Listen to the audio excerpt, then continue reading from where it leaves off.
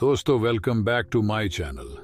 दोस्तों ये वीडियो बहुत ही ज्ञानवर्धक है। इस वीडियो में आपको पता चलेगा कि मरने के बाद क्या होता है। चलिए हम जानते हैं। सामान्य व्यक्ति जैसे ही शरीर छोड़ता है, सर्वप्रथम तो उसकी आंखों के सामने गहरा अंधेरा छा जाता है, जहां उसे कुछ भी अनुभव नहीं होता। कुछ समय तक कुछ आवाजें सुनाई देती हैं, कुछ दृश्य दिखाई देते हैं जैसा कि स्वप्न में होता है, और फिर धीरे धीरे वह गहरी सुषुप्ति में खो जाता है, जैसे कोई कोमा में चला जाता है। गहरी सुषुप्ति में कुछ लोग अनंत काल के लिए खो जाते हैं, तो कुछ इस अवस्था में ही किसी दूसरे गर्भ में जन्म ले लेते हैं। प्रकृति उन्हें उनके भाव, विचार और जागरण की अवस्था अनुसार गर्भ उपलब्ध करा देती है। जिसकी जैसी योग्यता वैसा गर्भ, या जिसकी जैसी गति वैसी सुगति या दुर्गति। गति का संबंध मति से होता है।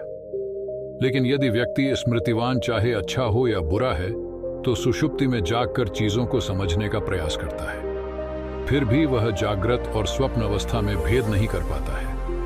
वह कुछ कुछ जागा हुआ और कुछ कुछ सोया हुआ सा रहता है, लेकिन उसे उसके मरने की खबर रहती है। ऐसा व्यक्ति तब तक जन्म नहीं ले सकता जब तक कि उसकी इस जन्म की स्मृतियों का नाश नहीं हो जाता। कुछ अपवाद स्वरूप जन्म ले लेते हैं, जिन्हें पूर्व जन्म का ज्ञान हो जाता है।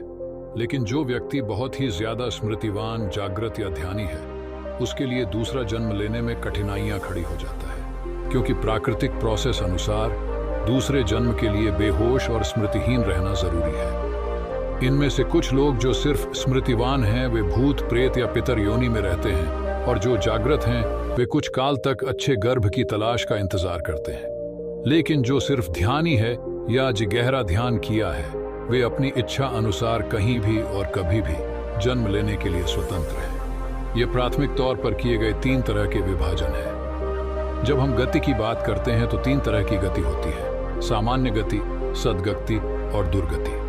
तामसिक प्रवृत्ति व कर्म से दुर्गति ही प्राप्त होती है, अर्थात इसकी कोई गारंटी नहीं है कि व्यक्ति कब, कहां और कैसी योनि में जन्म ले। यह चेतना में डिमोशन जैसा है, लेकिन कभी कभी व्यक्ति की किस्मत भी काम कर जाती है। सचमुच प्रकृति में किसी भी प्रकार का कोई नियम काम नहीं करता, क्योंकि कभी कभी व्यक्ति की योग्यता भी असफलता का द्वार खोल देती है, और अयोग्य व्यक्ति यदि अच्छी चाहत और सकारात्मक विचारों वाला है तो सद्गति को प्राप्त हो जाता है। दोस्तों, ये वीडियो आपको कैसी लगी हमें जरूर बताएं।